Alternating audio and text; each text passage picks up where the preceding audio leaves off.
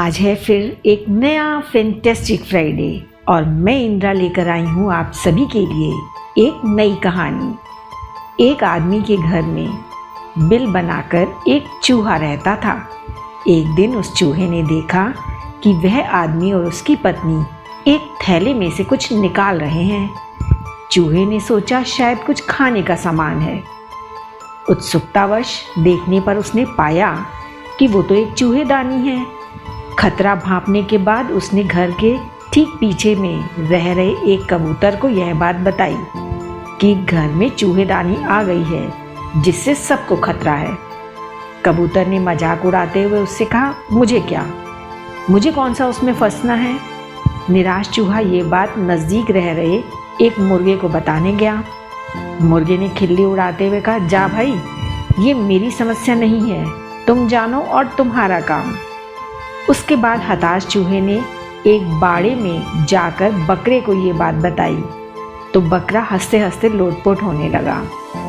उससे बारी बारी से मिलकर और उनकी बातें सुनकर चूहा निराश हो गया। उन सभी से मिलने के बाद उसे सिर्फ निराशा हाथ लगी। उसी रात चूहेदानी में अचानक खटाक की आवाज़ हुई जिसमें एक जहरीला सांप फंस गया था। अंधेरे में उसकी पूंछ को चूहा समझकर उस व्यक्ति की पत्नी ने उसे निकालना चाहा तो सांप ने उसे डस लिया। पत्नी की तबीयत बिगड़ने पर उस व्यक्ति ने तुरंत हकीम को बुलवाया। हकीम ने देखकर उसे कबूतर का सूप पिलाने की सलाह दी। झट से कबूतर को पकड़ लिया गया और अब वह पतीले में उबल रहा था।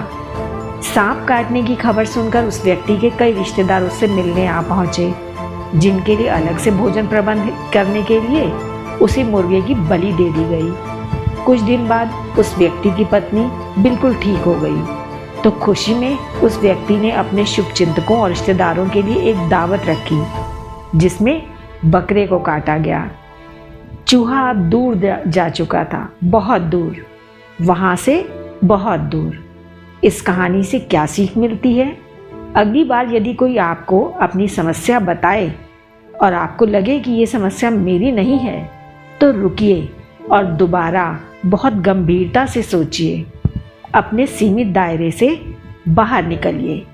कहानी को सुनने के लिए आप सभी का धन्यवाद। अगर इसी तरह आप कहानियों को सुनने चाहते हैं तो प्लीज़ मेरे चैनल को सब्सक्राइब कीजिए और वीडियोस को शेयर कीजिए। एक बार फिर से आप सभी का बहुत बहुत धन्यवाद।